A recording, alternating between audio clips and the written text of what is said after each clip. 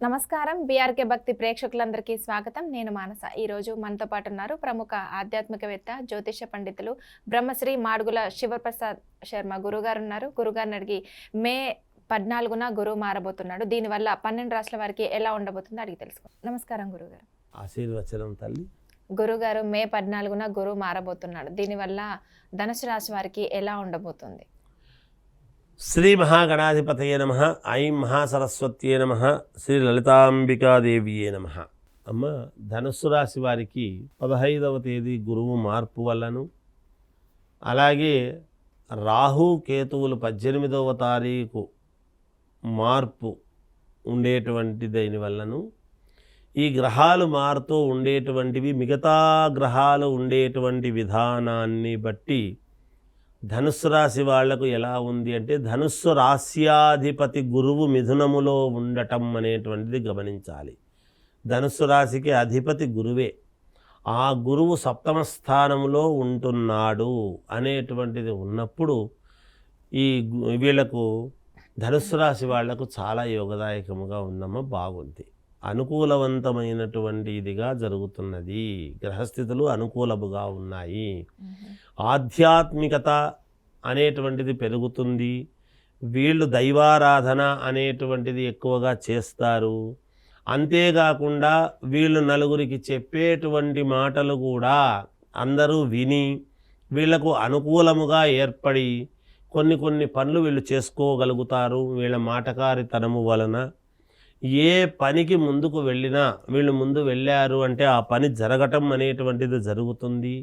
ఏ కార్యక్రమము మొదలు పెట్టినా ఆ కార్యక్రమం దిగ్విజయముగా జరగటానికి దోహదపడుతుంది.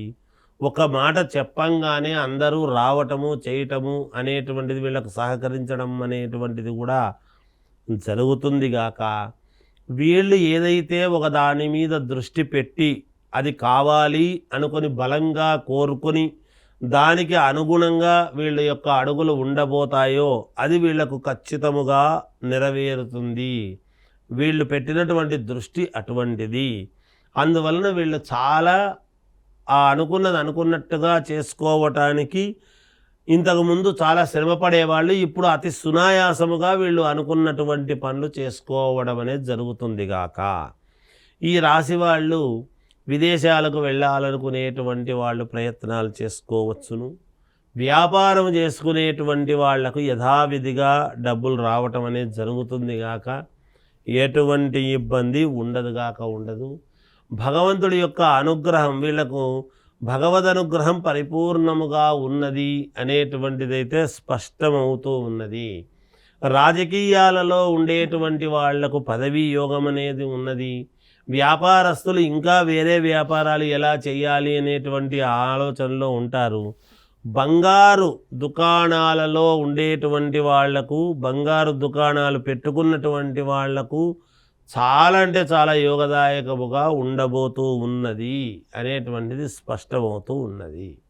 అదే అంటే వ్యవసాయ రంగంలో ఉన్న వాళ్ళకైనా, అలాగే సినీ ఇండస్ట్రీలో ఉన్న వాళ్ళకైనా, విదేశాలకు వెళ్ళాలనుకున్న వాళ్ళకైనా, రాజకీయ నాయకులకైనా ఎలా ఉంటుంది గురుగారు? రాజకీయ నాయకులకైతే పదవీ యోగం. ఇప్పుడు ఉన్నటువంటి పదవి ఉంది కదా, ఇంకేముంది అని అనుకోవచ్చు. ఎక్స్ట్రాగా ఏదైనా వాళ్లకు ఇవ్వటము కానీ, లేదా ఇంకొక చోటికి ఇన్ఛార్జ్ మంత్రిగా పంపించి నీకు అదనపు బాధ్యతలు ఇవ్వటము కానీ, ఇలాంటివేవో కొన్ని ఉపయోగాలు జరుగుతాయి. అంతేకాకుండా ప్రతిపక్షాలలో ఉండేటువంటి వాళ్ళు కూడా ఈ రాశి వాళ్ళు ఉన్నారు అంటే చాలా యోగదాయకముగా ఉన్నది.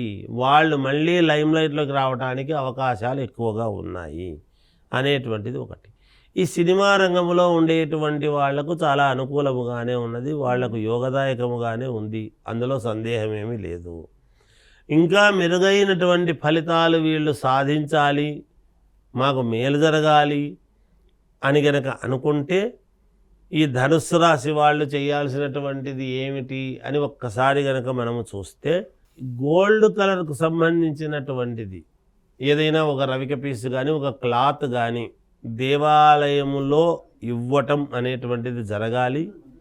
ఇంకా వీళ్లకు అనుకూలముగా బయటికి వెళ్ళినప్పుడు చేసినప్పుడు అనుకూలవంతమైనటువంటి ఫలితాలు వీళ్లకు రావాలి అని గనక అనుకుంటే వీళ్ళు చేయాల్సింది ఏమిటంటే 5 ఒక్కలు 3 తవలపాకులు 2 పసుపు కొమ్మలు ఇవి జేబులో పెట్టుకొని వెళ్ళారు అంటే ఆ పని ఖచ్చితంగా సక్సెస్ అవుతుంది, పని జరుగుతుంది గాక.